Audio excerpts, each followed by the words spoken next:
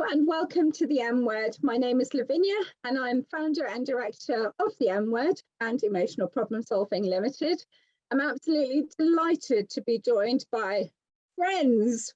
They've become friends. They have been clients, but they've definitely become friends. And they've very, very kindly agreed to join me today to talk about some of the challenges they have faced in their journeys. Some very similar journeys, but others obviously very different. And I'm going to let them do most of the talking because I too can talk a hind leg off a donkey, and that's not my aim today. Can I introduce, first of all, Louise? Unfortunately, Mike is not able to join us. Then we've got Neil and Ali, and we've got Katie and Steve, and they're in different counties from one another. But obviously, I'm not going to do all the talking, so feel free. Who would like to start first to talk about some of the issues that we've had? Go on. No pressure. I like talking. Oh, I like talking apparently. Yeah, well, okay. So Neil and Ali, parents to Seb. Seb is 14. He is, well, this is where we're all instantly. I won't have all of the right terminology, so I'll apologise now. Lavinia knows this. My particular bugbear in autistic world is that everyone likes to abbreviate everything. Don't understand that when you work with children that speak literally. Why do we need to abbreviate it? Let's say it how it is. Nice. And then Ali always backs me up with all of the technology side and how it all works and how the system works. And I just get cross in the corner. That's what tag teaming is. What Lavinia referred to earlier in the discussion we had is I refer to it as tag team. We are a tag team in the parenting of Seb. We have two other boys. We tag team parenting them as well. Invariably, one is the good cop and one is the bad cop. And that's kind of how it rolls. When there's a problem, at least one of us is going to get angry and the other one's going to be passive. And that's how we work our tag team. Nice. Thank you so much for that. Who's next then? Shall we go? Let's go. Yeah. Okay. We're Katie and Steve, parents to Charlie, who is 15. Autistic, ADHD, I'm not abbreviating, anxiety, and some quite complex health needs, which have just happened in the last 18 months. Yeah, it's been a tough journey. I have been the forefront, I would say, mainly because I gave up work in order to care for Charlie. So, you know, it kind of made sense. But Steve was, when he was in the office, Steve was the one that was coming home and listening to me shout and scream and nobody's listening to me, but, you know, blah, blah, blah. So, yeah, that's probably how we work. We do have an older child. She's 9 years older. So, yeah, I suppose that's anything else to say? Yeah, well, I think that the journey started when Charlie was quite young. Yeah. So, you know, the tag teaming has worked up over a period of time. I'd say at the start it was taking in turns to have lie-ins, things like that. Taking in turns to do things that the other couldn't, but also the understanding of how to tag team has grown substantially over time as well.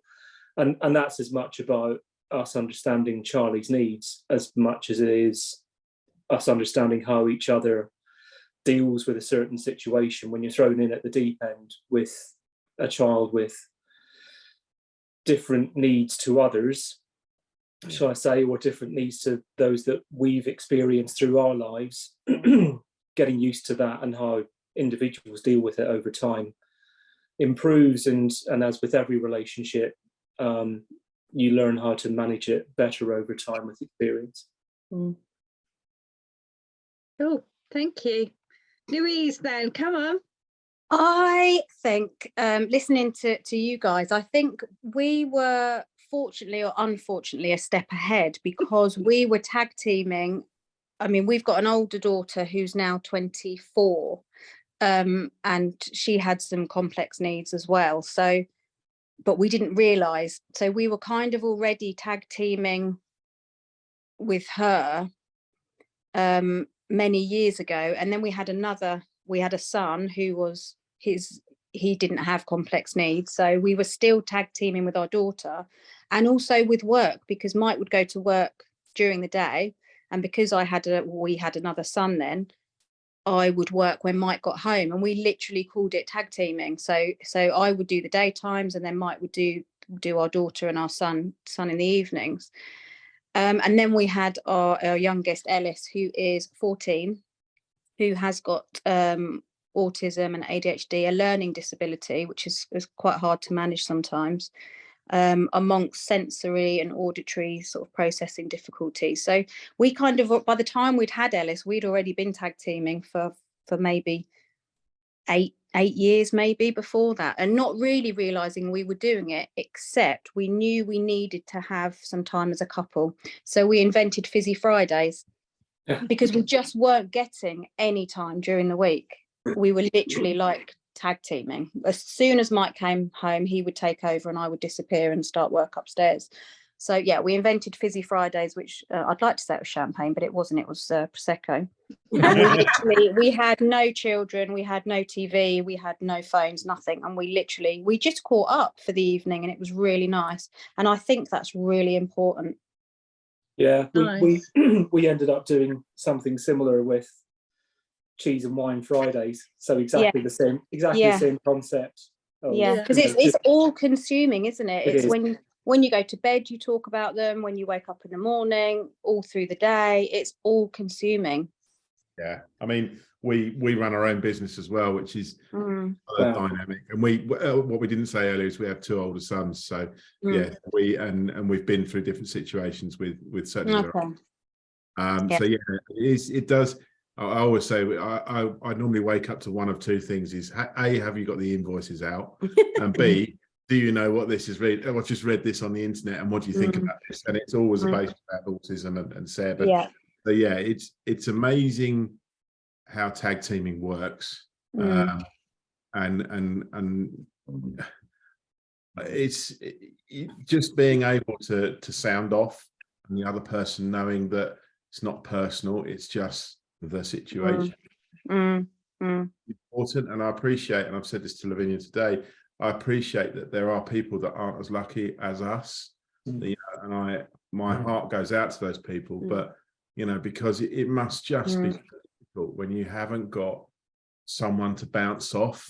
A single parent that, you know, has got to give up work to look after a child because they're at home, and they've got to earn a living and also look after this child that has got, you know, pretty hard needs. Really. It's the isolation that comes with it. Yeah. You know, as we're all discussing, mums are at home all day, dealing with the raw face. It's very, very lonely being stuck at home with a child that's really struggling. Dads, we go out to work, we go into the office, and you are able to switch off to a certain degree, although you know modern technology now means that we get texts, emails telling us what's going on at home. They are totally in, you know, you're trying to do a normal day job, but and everything's going off. And certainly with in the first instances with Seb, in trying to trying to get him to school, trying to keep him in school. So Seb, I don't think we said what Seb's also autistic, PDA, but we started struggling sort of year 5, 6. We changed schools because he was struggling. He managed for 6 months, totally put his all into it, and then just completely burnt out. And didn't manage to go to school. And at that point, I was going in the office every day. It had to stop Not anymore. Exactly. Yeah, and it's a real change of lifestyle for us, isn't it? Because you know, I was used to, I'm probably the same as you.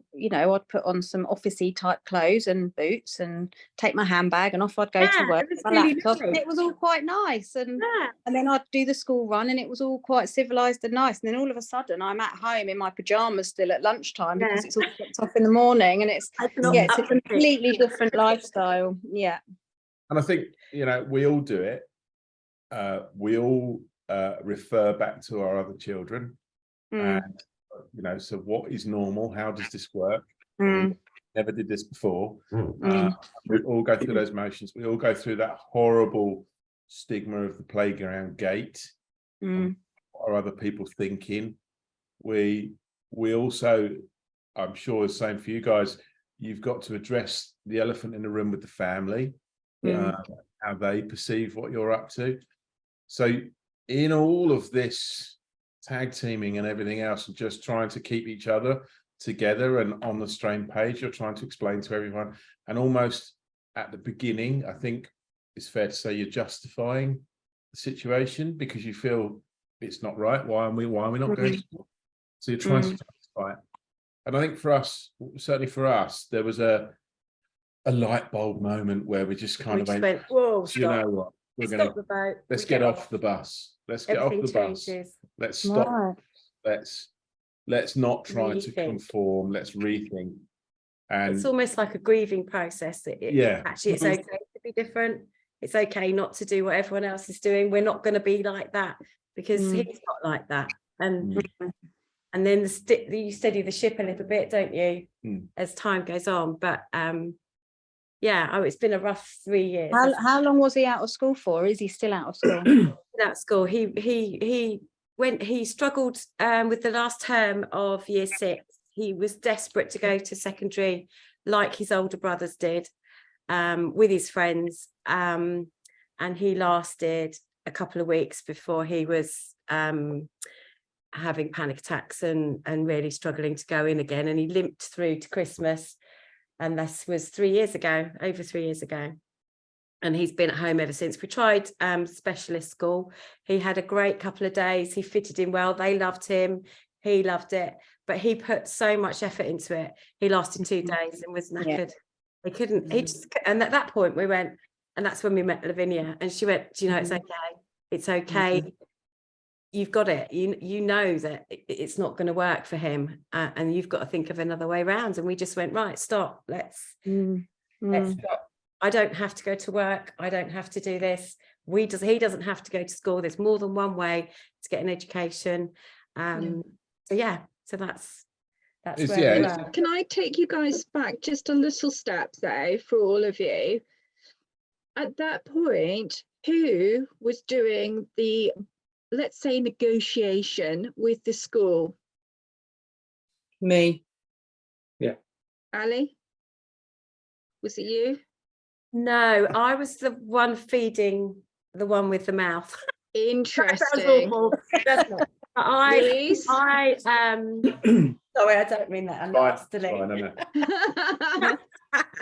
So I'm not very forthcoming in meetings and confident in meetings, but I absolutely study everything to the nth degree, and I can't always get out what I mean to say. Whereas I feed it to Neil. That's where we tag team. I feed to Neil what I think he should be saying. Then I go in. And then and then he goes in. Okay.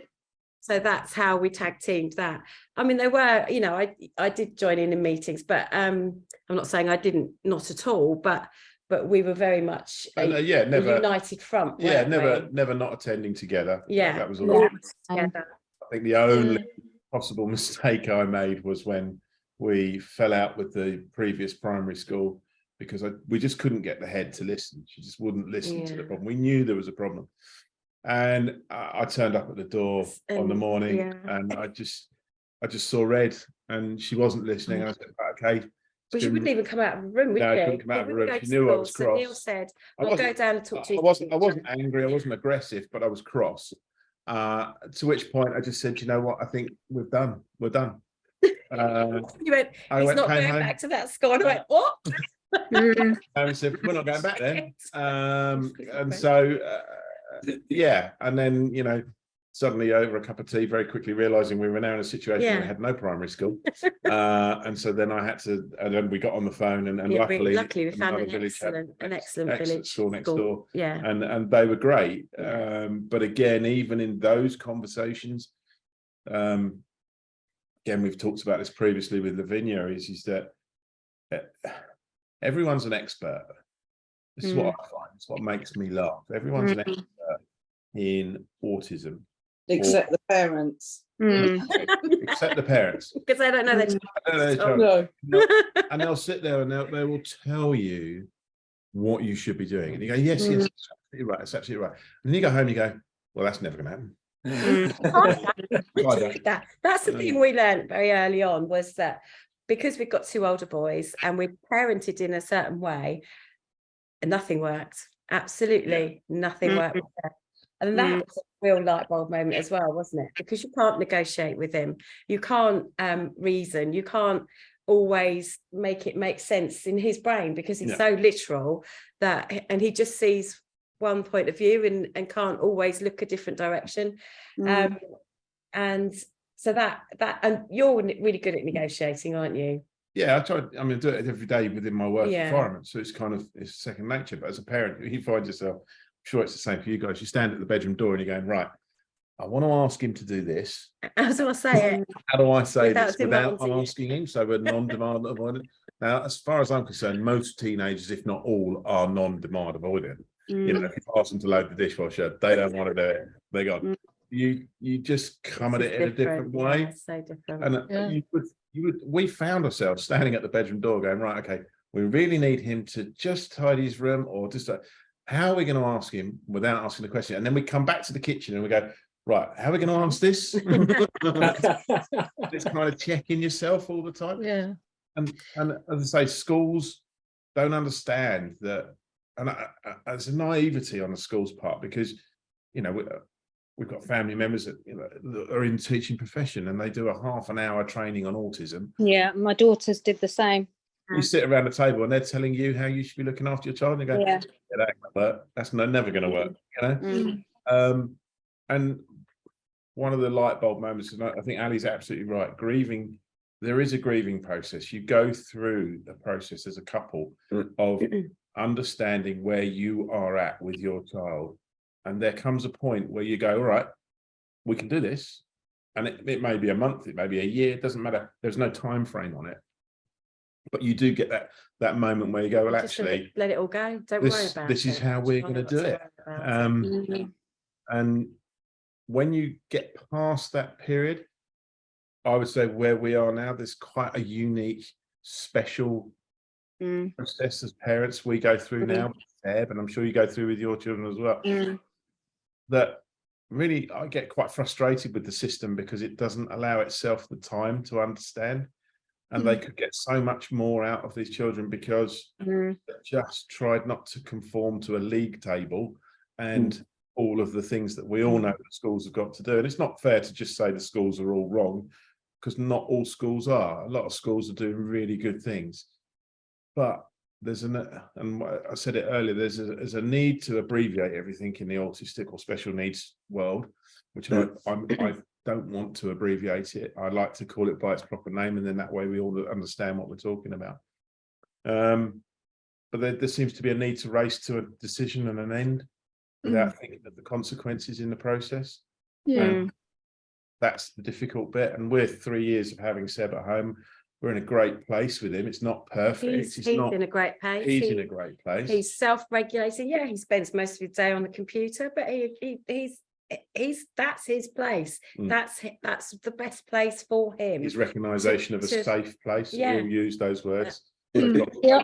See, traditionally, I think, because traditionally it wouldn't, you know, you sitting there saying, yeah, okay, he's on the computer all day, you know, in other neurotypical households that would be really frowned upon, wouldn't it? You know, they have a time limit on it. And funnily enough, I've had my niece here today, and she's from the Philippines, so she's only ever been to the UK twice, so she's sort of noticing things here that are very different. And her dad, who's a single dad actually, is amazing bringing her up, but he can be much firmer and stricter with her than we can be with our youngest, because with the PDA and the autism, you know, you can't be that traditional parent where there's traditional consequences. And actually in the car, she said to me today, do you never discipline Ellis?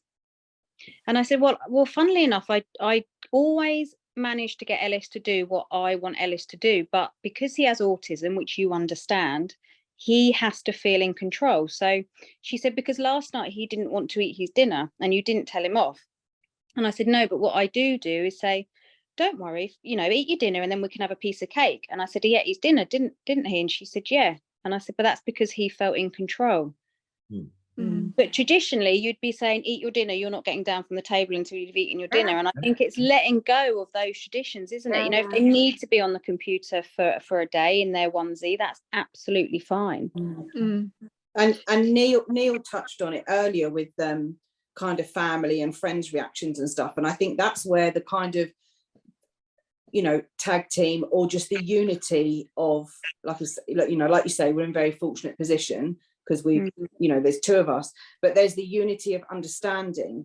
So, you know, if we went to a family event and Steve didn't come, and I'd come home and I'd be like spitting blood because somebody's made a comment, or out with friends and somebody's made a comment, he would just go, yeah, and why are you bothering? Because you know you're doing the right thing, you know you've done.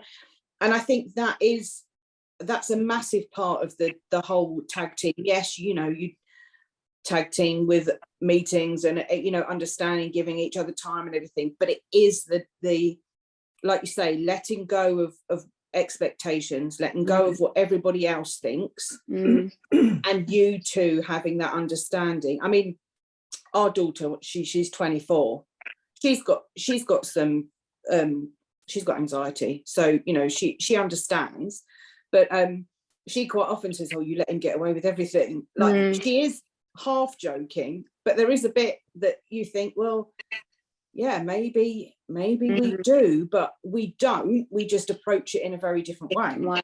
Yeah, but I also think that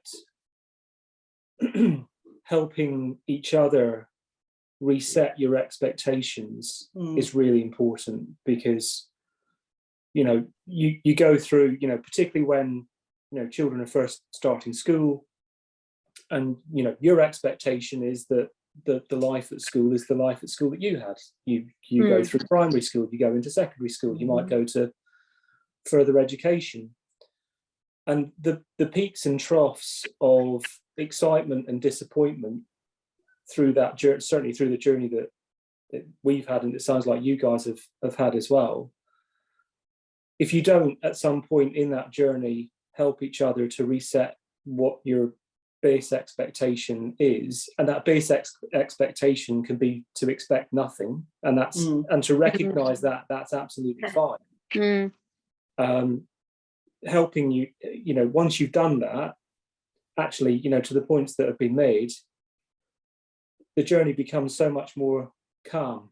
Yeah, that's where we are now. Yeah. The journey. I wanted to ask a question. I happen to know the part of the answer to this, so just bear that in mind. Who was the first to kind of get a whiff of, this looks a bit like autism? Me. Yeah, definitely. But, well, and who were the ones who were like, no, I need evidence put before me before I'm going to believe this one? No. Okay, What I needed was education. So I'm an only child to start off with. I've not grown up around other, you know, people my age. I've certainly never been exposed to formally diagnosed children with additional needs. And we were in a different, arguably other than myself. But we were in a different position because I worked with children even before I had my own, and I worked with a lot of children with additional needs. And it was often, if we went out on school trips or anything, oh, put the additional need kids with Katie because she knows what she's doing. You know, so actually, I mean, Charlie was, what was he, 8 or 9 months, and I said, there's something here. And I think so. I think you did want a bit of proof, but you did want education. But I think it was a different situation for us because I had experience. I mean, you know, I'm not qualified or anything apart from it was experience. Similar with us as well. I mean, I explained this to Lavinia. We've talked about this today, actually, that So our eldest son, so okay, it's part of the backstory. When he was 5, was diagnosed with He's leukemia. 24 as well. I know 24 you now. both got 24-year-olds as well. So he was diagnosed with leukemia, so that was 3 years of treatment, and that's where our tag teaming started. But very early on, Ali's ex-nurse, so she took the medical route. Very early on, we had all the stats based on that, and I was given a stat that only of the 13% children that are diagnosed with ALL presented would turn into leukemia. Yeah. And ever since that day, I've never taken a percentage. I've always wanted proof. So when we came to Seb, and Ali said to me, well, I think he's autistic, I wasn't prepared. And I think you're right, I wasn't educated to accept that. I was happy to go down that road, and I wanted, but I needed the proof put to me in a way that I could understand it. But And also, because you just don't know, you have a preconceived idea of what autism is. Yes. Can't talk or it's gets angry. It's Rain Man, isn't it? You Yeah. go into a casino and win lots of money. And Seb didn't present at all like any of that. No. No, nor did Ellis. Yeah, and it was really, and it was so subtle, and it crept up and crept up and crept up, and there were little things said and little things that were noticed, and and the teacher went, oh, I think he might be dyslexic. No, he's not, definitely not dyslexic. And we were going down that journey, and I'm saying, well, why is this happening, and why is this happening? And they didn't have any answers, but because it wasn't the traditional autistic thing that I knew in my head is how it should look, that we missed it for ages. Well, there was that, and also the other thing that we would do is, because of everything we've been through previously with Ollie. Ollie went through 3 years of not being at school for periods of time. Yeah, he was on chemo for 3 years. Chemotherapy, all of those things that go with it, and he's just completed a degree. He got there, and but I think if you've got that medical, it really seems to me like mental health is not taken as seriously. And I actually said that when Lavinia was in one of our meetings with the school, I started off with mental health is exactly the same as physical health, and everybody in the meeting nodded and agreed, and I couldn't believe it because I'd been fighting them for nearly a year. Of the 2 journeys we've been on with Ollie and Harry and Seb, I would say that the journey we've been on with Seb has been far harder. Yes. Because when you get cancer diagnosis, you get all the help you want. Psychologist that comes round and checks up on you. You fight for an occupational psychologist to even come to hospital. You phone them up on the emergency line and go, help, you need to access my child. The whole thing is so different. But also this is a lifelong thing. With Ollie, it was kind of kill or cure. It sounds awful, but he was cured by leukemia. This is Seb, and Seb's okay as he is. But it's the fact that the whole world doesn't always suit him that's not okay. So you kind of try and educate people all the time that actually it's okay that he just eats 3 meals and that doesn't leave the house unless we've got a special event on, or it's okay to be like that, and that's the difference. But that's where the world is changing. And Louise, you're right. I think that the view of mental health or mental issues now very much at the forefront. It certainly is in the workplace. And since COVID as well. Lockdown and isolation and all those things, and also the awareness around autism has completely changed. Yes. It's not perfect. It's not ideal for all of us, but it's better than what it has ever been. And I think it is until you need support. Something. Exactly. It is until you need something from school or professionals or somebody. Everybody nods and we're all inclusive and everything's accepted, and then the minute you need something, the door's like no. But what I think is amazing, and that you just made the point, which is the awareness of everything to do with mental health, be that pure mental health or ASD or other types of additional needs, has just skyrocketed in the last 5 or 6 years, but the system hasn't kept up with it. You know, the support networks that you get through your GP, you know, the opportunities that you get through CAMS or other, you know, other system provided institutions like that, they're just overwhelmed. They're non-existent. Yeah. They're either In non-existent. fact, I would say CAMS caused so much more damage with our daughter because it was stricter bedtimes, no technology, you know, consequences for not being able to go to school. And of course we listened, because at that, you know, we had absolutely no understanding of neurodiversity then, and bless her, she wasn't picked up until a couple of years ago. You know, if we'd have known what we know now with her, so much trauma wouldn't have happened. But yeah, I think even CAMS, you know, they are underfunded and they are short-staffed and everything, but even if every single position was filled, I don't think they're on the right wavelength. I really don't think they are.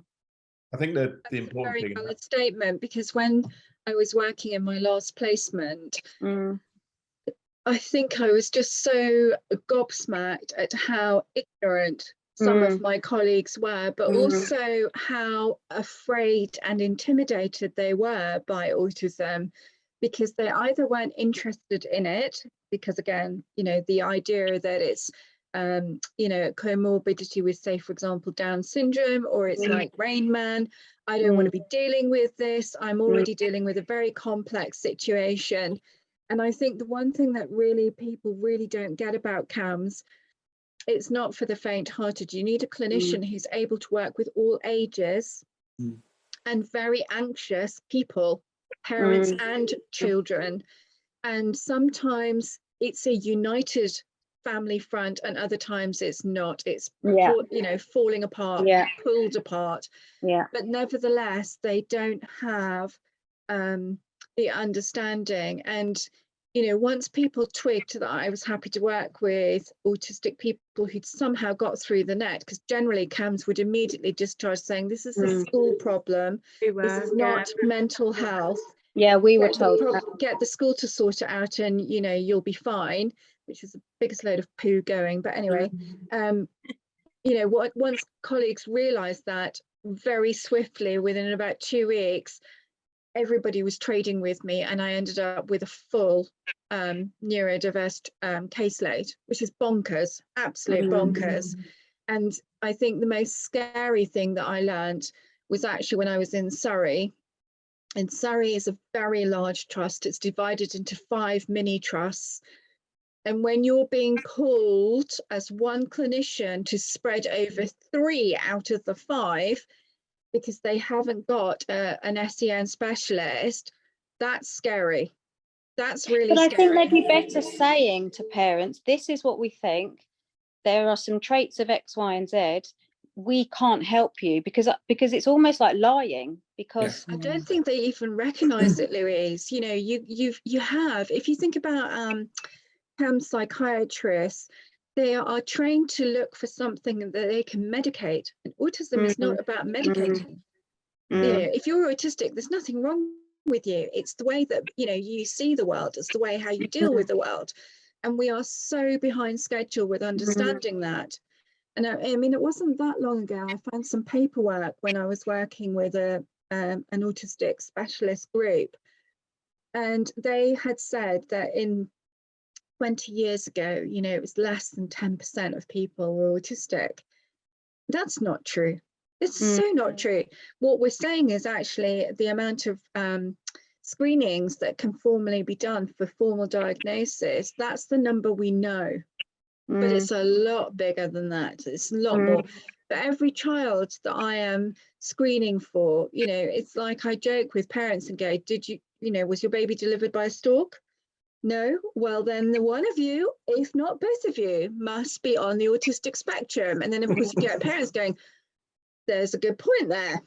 And then they start looking at their genealogy and start going, yeah, granddad was a bit weird, and that person was diagnosed with schizophrenia, and that person was bipolar. But of course, psychiatrists can diagnose those. But what if they were misdiagnosis? What if they were missed completely of being autistic or ADHD? Anyway, I digress, and I'm talking too much. This is far more interesting learning about what you guys think. the problem with is, Louise, can I just go back to you, because obviously we haven't heard about what about Mike, because obviously we're doing the tag team, but was he able to kind of go in, or was it you going into the schools? Who was doing what? Well, traditionally Mike would be, because we'd sit next to each other because obviously being self-employed, so we'd have an office. Mike would go to work, I'd do the school runs, and then I'd join him. So it was always me at the school gates. And then obviously when things were starting to be picked up with Ellis, it would kind of be me that would sort of have a chat with the teacher and have a chat with the Senko. So it was always me at primary. And then as things escalated, Mike would always come to every meeting. I'd have to fill him in before. It'd be like, where are we at? And then I'd sort of fill him in. And I know that, there is the whole thing about, well, if dad turns up to a meeting, it's a bit more serious. But in a way, I kind of understand what they mean, because I don't know if it's just me, but as a mum, I am more emotive and I am more passionate, and I will talk about Ellis's needs for a long time, whereas Mike does bring much more of an air of professionalism to a meeting, and he can kind of rein things back into the agenda a little bit more. Whether that's the man or not, I don't know, but I kind of I'll be the one that will cry. I will be more emotive, definitely. That's me. There's something that concerns me, and obviously I see a lot of mums rather than dads. It's a bit of a rarity when I see dads singularly, and periodically I will see parents together, particularly for assessment, so that's really good. But generally when it goes on, you kind of see that there's less opportunity to see the dads, get the opinions of dads. But I've also been in a very luxurious position where I have attended school meetings on my Zoom Jet, where mums generally have attended and then parents have attended. And there is a marked difference in the way schools relate to these parents as mums in comparison to the way mum and dad pitch up. And I but there also is, if you're in a meeting, which you've been in with many with us, it runs very differently to when it is just me, or when it and that's why I bring you, even if there's absolutely no need for you to come, because there is a marked difference in what happens in that meeting. Would you agree? Yeah, definitely. And I think the other thing that we've touched on this with Lavinia in the past is the system. We know the system's got its flaws. We know there are issues within the education system and how they deal with children like ours. There is a rush to penalise a parent rather than help the parent. At the minute you miss a period of school, you're suddenly into late attendance and non-showing of school, prosecution. We've been through all of that. Then you get put into SBAS. So that's East Sussex Behavioural and Attendance Service, which is an awful name, Yeah. behavioural. So you're instantly labelled and you go through all of these things. And that's the school pushing, because the school, because of the way they have to, because of the way the school system is set up. If a child is marked as absent and there's no reason, then the school is penalised against on an Ofsted and everything else. So they're pushing from the wrong direction and instantly, because they're saying, well, Seb's not at school because it's their problem, not ours. We don't want to affect our league tables, so we're just going to push it out to an attendance problem, and then somebody else will sort it out. And that's where the problem starts. And then you're right, Louise, mums are in at the school gate, picking up, dropping off, all of those things whereby a teacher, oh, do you know, we just had a little problem yesterday, and then suddenly you're into that. And then dads get drafted in when it's moving, when the SEN in, or now we've got to go and see the headmaster. But by then you're into a non-attendant. So you've got a situation whereby you're a non-attending child who is potentially disruptive in the classroom. We don't know quite what we're doing. We're going to put ear defenders on him because, as I call them, ear defenders, because I work in construction, so we have ear defenders. So we're going to regulate Seb by putting some ear defenders on, because we think there's just too much noise. So suddenly he's instantly been identified as someone different because he's sitting in the middle of a classroom with a set of ear defenders. That he doesn't want to wear. He doesn't want to wear. And all the problems. So then you get called to a meeting with the headmaster, And suddenly they're then tag teaming because you have the headmaster and the Senko, and then the teacher will be wielding about the last 5 minutes to tell you where the problems really lie and how you're going to sort all that out. And you're sitting there going, oh my God, what's here? I've just suddenly, we're in a world of, we're in trouble. We've got to find it. We're going to need a solicitor in the next step, rather than, and this is where it's wrong. And we know it's wrong, but where's the empathy? Where's that need of, right, okay, let's stop, and we've used the term earlier, let's stop the bus, let's not all get off, but let's stay on the bus and just have a chat about where we think the situation is. And even now, 3-4 years on, I make a point, and we've talked again with Lavinia about it, so I make a point of every time I have a professional meeting, I show them a photograph of Seb before we start, and I just go, look, this is Seb, this is who we're talking about. Brilliant. And one of the things that we've learned, and it's come from Lavinia and a few others as well, is we know Seb better than anyone else. We know what Seb's needs are. We know where his faults are. So we go into these professional meetings. So I make sure that I make the point at the beginning. I put a photograph right in front of the screen. This is Seb. Whatever you decide today is the path we're going to take. This is who it's going to affect. It's not going to affect you. It's not going to affect us. Directly affects is Seb. And we've got an ed psych. We talked about this. We've got an ed psych who has to come to these meetings. She's not met him in 3.5 years, but she's the voice that they want to listen to. See, we had a bit of a different experience because when Ellis was in year 7 and then began not going to school because he couldn't cope and all the rest of it, it really was, we wanted to keep him in the school he was at because it's a mainstream school with a SEN unit attached to it, so he had the best of both worlds. And because he is sociable and he's got his friends and he plays football, and the idea of taking him out of that environment and putting him into a specialist school was worse than keeping him where he is. So, and he desperately wanted to stay where he was. So we had a different experience in that we were really wanting to keep him there, and we actually had to fight to keep him there. But actually you need to make the changes that make it possible for him to attend, not the other way around. And it was really only when we got Lavinia on board, and I mean, I thank my lucky stars every single day, and you came to meetings with us and you actually taught school what it was that Ellis needed. And hands up, to be fair to them, they are now, I mean, he's in year 9 now. Since year 7, when he went back, they have gone above and beyond. And actually, genuinely, I think but I think Lavinia has taught them a lot. Yeah, that's brilliant. Well, didn't you say to me quite often in the early days with our school meetings, we've been asking for the same thing.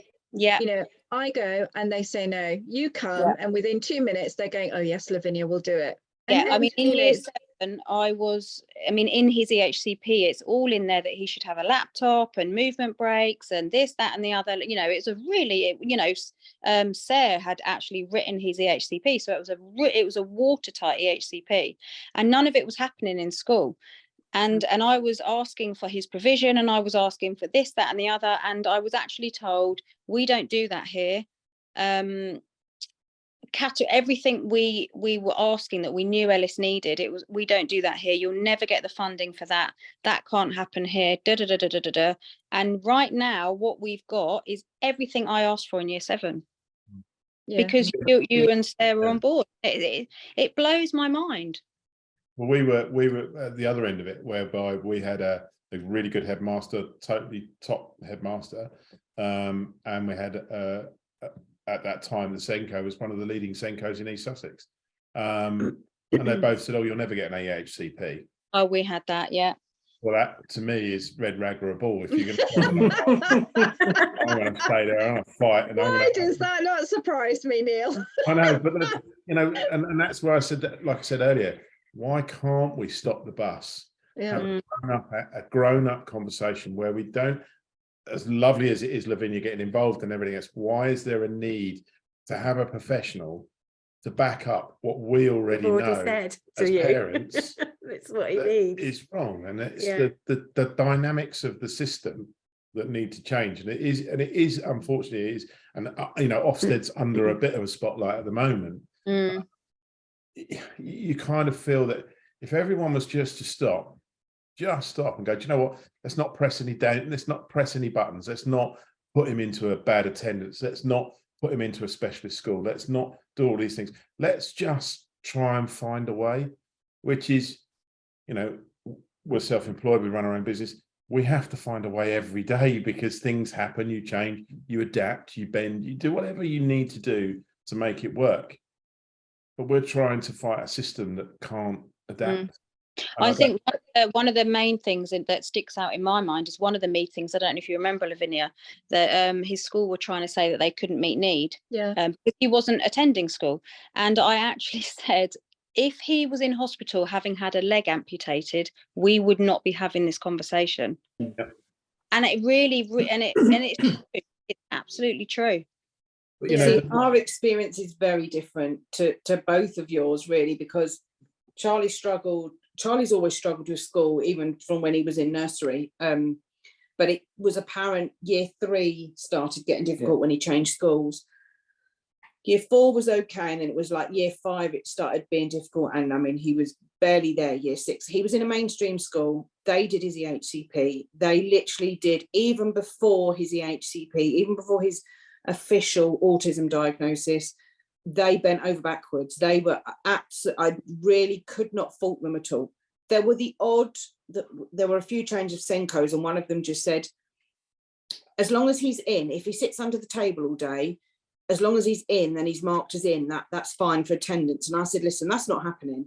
I said, because I'm not ticking your boxes, you're distressing him even more. Anyway, he got a place at a specialist school. I spoke to them about, you know, gradual start and everything. Anyway, Charlie seemed fine. He managed until the October full time. Then he started to struggle, and then from the February of year 7, he had a breakdown and just could not go anymore. And we were not ever threatened with fines. We were not ever threatened with anything. I was phoning them every day, telling them that he wasn't there for mental health reasons. So it was really good, the fact that we weren't getting fines. But the bad side of it was we had no support. Because the minute you say mental health, they were like, whoa, that's not our remit. However, we're still in contact with them, even though he's no longer there. They never at any point said they couldn't meet need until he had a medical emergency 18 months ago. And then they suddenly said, oh, we can't meet need. And now they kind of say, well, you know, we're versed with mental health. We're an ASD specialist school. Well, you're not versed with mental health because you're not versed with this. That's not our experience. And I know there are other children that struggle to go and they got help and support, but for whatever reason, we didn't. And so it was very difficult for me because, you know, you're told your children need to be in school. You're told it's the way they learn. You're told. I knew that it wasn't the right place for Charlie. I mean, it's a great school. Yeah, I know other children that have been there and have excelled. Absolutely amazing. Very small class sizes, you know, but obviously it just wasn't the right provision for Charlie, which is fine, but there was no way of us kind of breaking away from there and finding anywhere else because of the way the system works. But what's interesting is because of the medical emergency, Charlie spent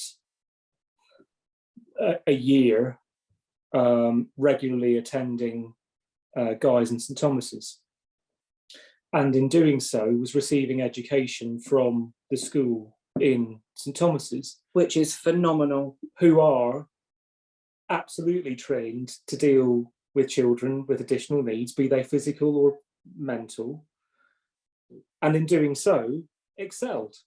So, you know, we've got a direct side-by-side comparison between a school who is, you know, set up and maintained to provide education to autistic neurodiverse children, but couldn't deal with Charlie, versus a school based in a hospital who are set up to deal with children with physical and mental neurodiverse needs.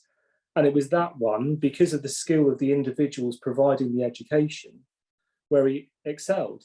And that's been his, without that, It's kind of been the making of it's him, been the hasn't making it? of him. So, we've gone from him not attending school from 4 years it's been. from the second term of year 7 through to him now being in college 3 days a week. He still struggles with it, off and on. There's days where there's wobbles, but because of our education and the process that we've gone through, we know not to. Well, we still struggle a little bit with some of those wobbles from time to time, but that exposure that he received because of the methods that the teachers in the hospital take, it completely turned him around. And so it's really interesting the different techniques that are applied by 2 groups of people who are both supposed to be experts. We had the school before Lavinia was involved, which just obviously wasn't suitable for Ellis. And then once Lavinia was involved and educated everybody in the school around him, he's the same. So he's excelling, and he's doing things now far beyond I ever thought that he'd ever be able to do in the same school, but one period of time with no input, and then the second period of time with some input, and the difference is just phenomenal. But you shouldn't have needed Lavinia if he's got an EHCP. You should not have needed Lavinia to be, stating what is needed. An EHCP is a legal document that states that they should be providing, and the school should not have agreed to take him on and then turn around and go, oh, well, we don't provide that here. No, that's very well until you've got a child that, exactly. We know what should happen. We know what should be in place. But I think the underlying thing here is that, and I know this is where Lavinia's coming from with the chat tonight, is we understand our children. We understand our needs of our children. We understand what makes them tick, what makes them cross, what makes them angry, whatever. But we've learned that over a period of time. We've had to learn it. And not only have we had to learn it, we've also wanted to learn and understand. I think Steve said earlier, it's understanding, it's how you deal with all of that. And I don't want to knock schools and I don't want to knock the system, but there's the problem. We're all desperate for our children to fit whatever situation works. And the reality of it is, unless everyone is on the same page and understanding what that fit is, you will never, ever get the fit. No, and you can't put into an EHCP the specifics because you could have an EHCP like we had that was absolutely watertight, but actually what he just needs is compassion and understanding. Exactly. And you can't put that in one of Ellis's things was he always prefers mumsy type helpers, he calls them, but he means classroom assistants. So there was this long running joke with Ellis that he liked a helper or an assistant in class with big boobs because they are more cuddly and mumsy and tactile. So it turned into this big thing. But how can you put that in an EHCP? You can